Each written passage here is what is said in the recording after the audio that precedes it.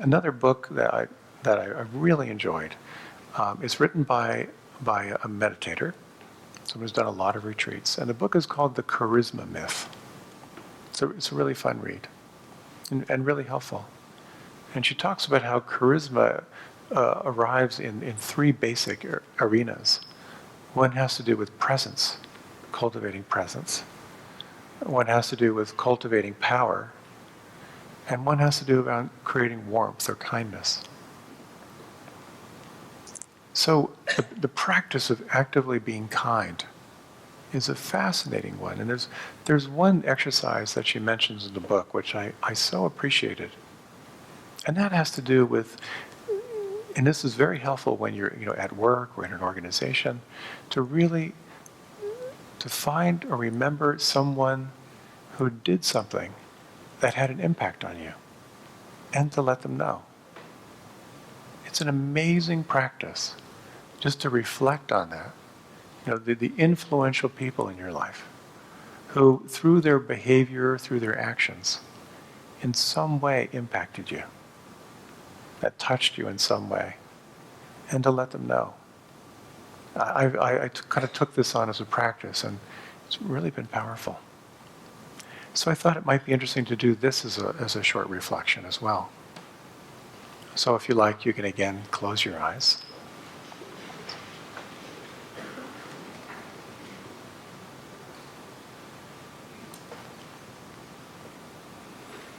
You might like to bring your awareness into the breath.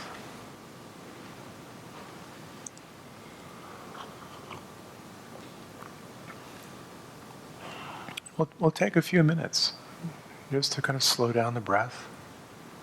And you might kind of go through the files just to reflect on moments in your life of unexpected kindness, unanticipated kindness. Perhaps to reflect on some moments in your life where through someone's action or through their speech that in some way affected you.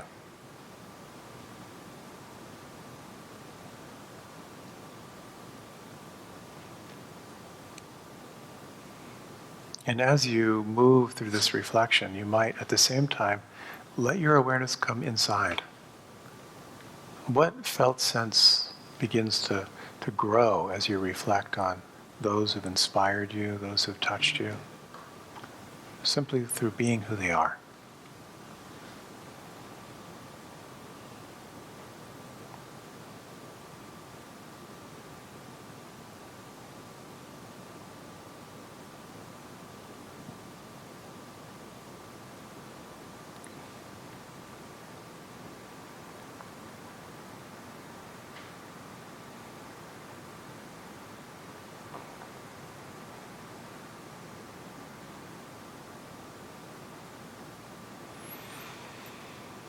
And you might gently deepen the breath.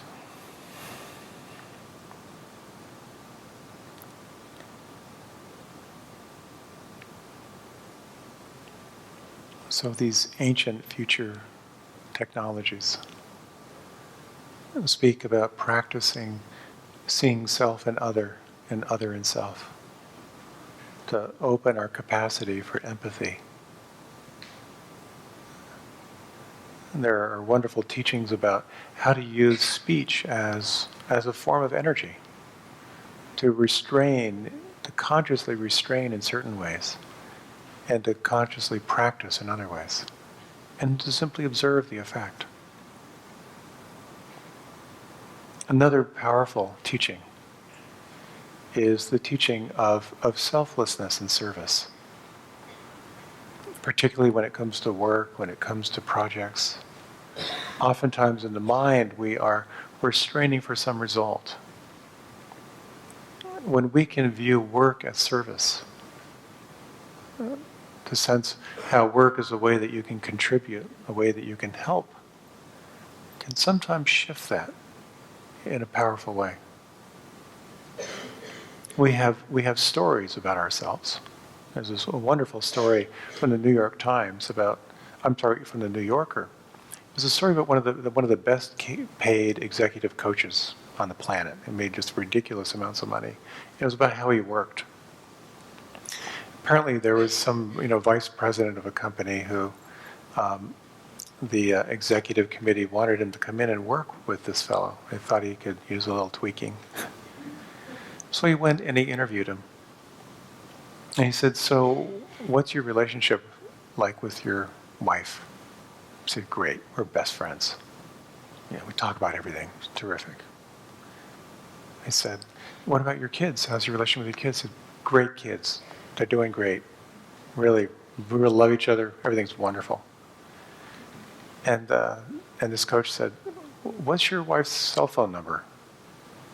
And he told me, he talked to the wife. He said, "So, what's he like?" And she said, "He's a jerk. He never listens." And she went on and on just complaining, and the kids hate him.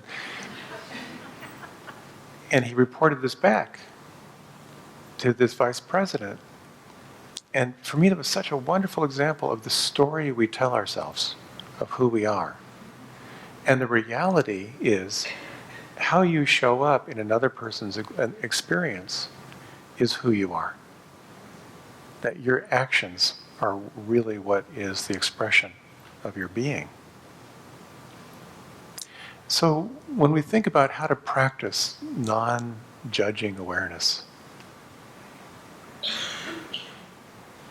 there are a couple things I thought I might just mention in closing. This pretty much seems to be kind of a synthesis of what supports this relational field. The first is to have a commitment to practice, to take some time to slow down and to consciously unplug. There's something about that stepping back, about the pausing, that's so profound. I keep coming back to Maharishi Mahesh Yogi, who was my first meditation teacher back in 1972.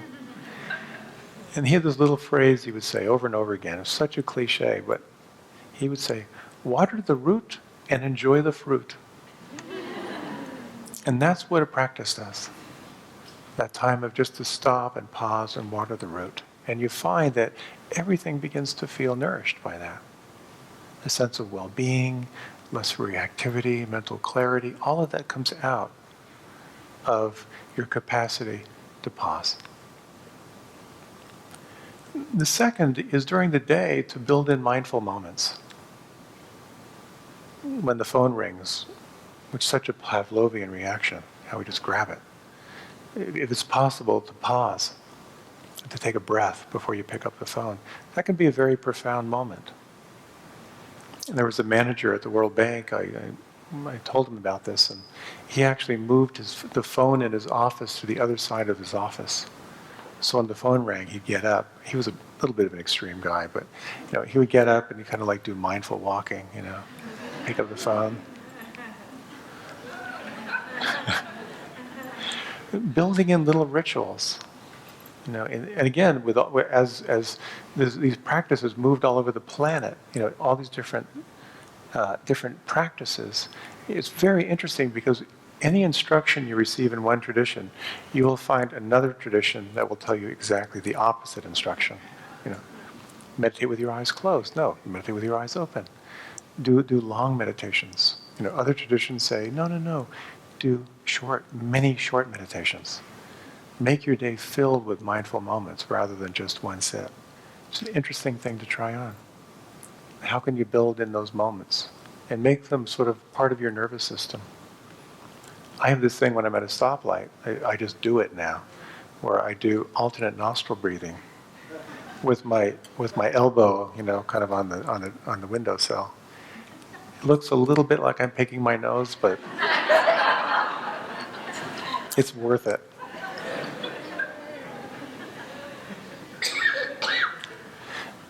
Another practice to try on is to practice listening. Just to really take that on as a practice. It's one of the most powerful things you can do. And there's an interesting little exercise you might try. This came out of the book, The Charisma Myth, by the way. And I've been trying it. It's stunning that when someone speaks to you, once they're done speaking, Take 1 full second before you respond. Profound. Because it really gives a sense to the other person, a sense that they have been received. And actually the full practice is you wait 1 full second and then let your response come up through your face. It slows everything down in a really beautiful way. So, listening. The practice of kindness. Again, it's easy to do when the energy is flowing. It's not when we're harried. A little story here. During my second month of night school, our professor gave us a pop quiz. I was a conscientious student and had breezed through the questions until I read the last one. What is the first name of the woman who cleans the school? Obviously, this was some kind of joke. I had seen the cleaning woman several times. She was tall, dark-haired, and in her 50s, but how would I know her name? I handed in my paper, leaving the last question blank. And before class ended, one student asked if the last question would count toward our quiz grade. Absolutely, said the professor. In your lives, in your careers, you will meet many people. All are significant. They deserve your attention and care, even if all you do is smile and say hello. I've never forgotten that lesson. I also learned her name was Dorothy.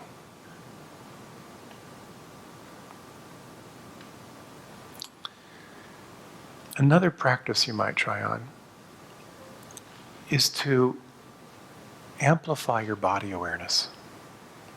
This practice is about mindfulness of the body.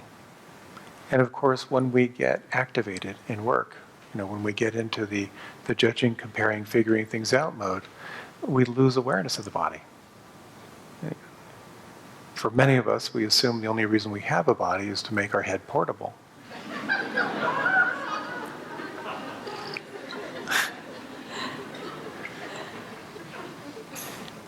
But when you can bring attention to the body, it will reveal so much to you. It will reveal the times when you are shut down, the times when you're closed off. And it becomes an opportunity to open back up, to re-embody, to re-engage.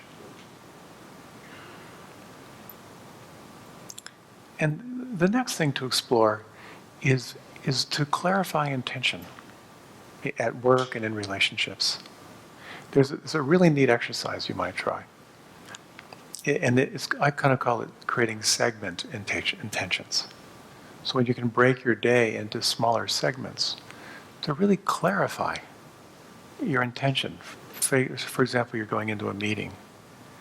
What is the end result you want from that meeting? Why are you going to that meeting? I mean, I ask myself a lot, why am I going to this? But what's the real reason you're going? It's very, very powerful. I was actually in a conference call today with someone who was just preparing to talk to a big potential investor. And we just reflected on that. What was the outcome he wanted? What did he really want this person to know? And he said, why was he going into this meeting? He said, I'm creating a really good product, and this can make a really big difference.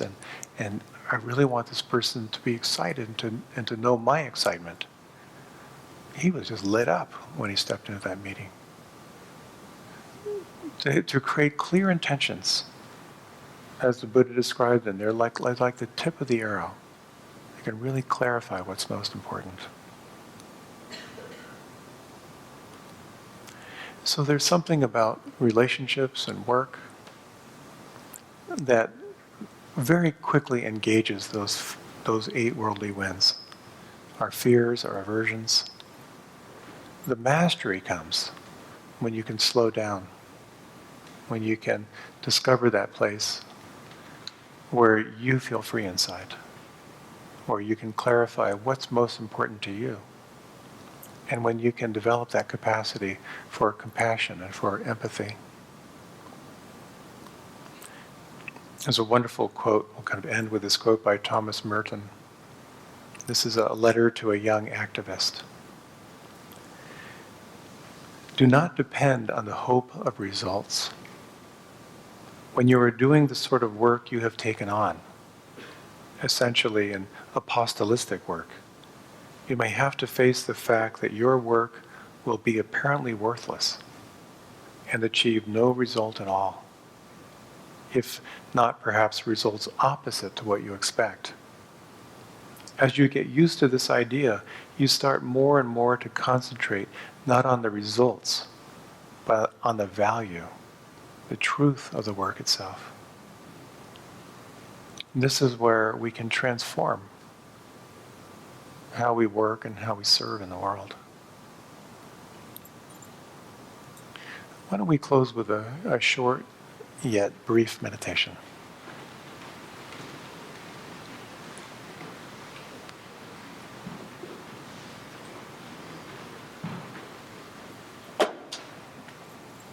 Just letting the eyes close and just gently contacting where you feel the breath inside.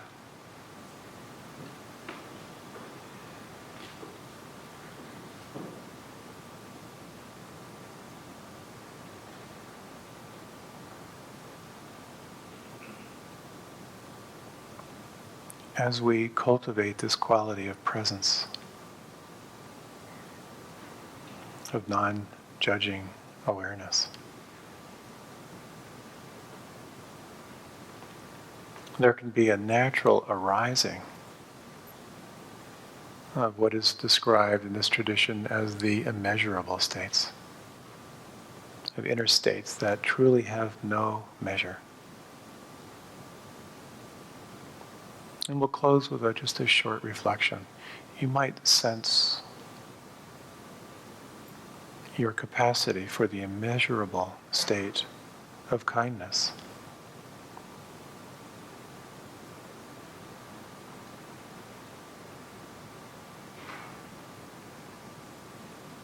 You might sense the immeasurable quality of compassion.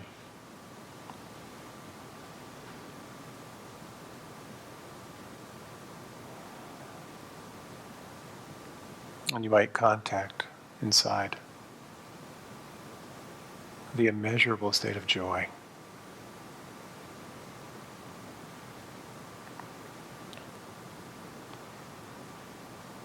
And sensing the immeasurable state of equanimity.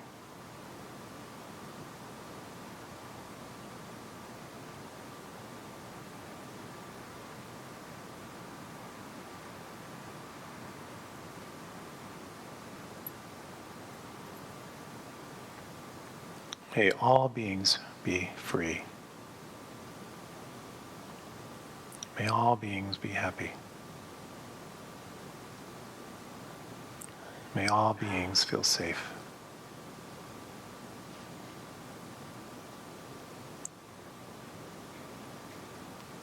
And together, let's draw in a long, deep breath and exhale with a sigh.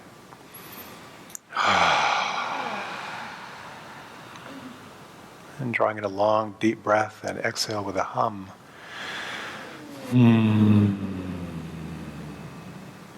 And together, let's draw in a breath and we'll share the sound of Om.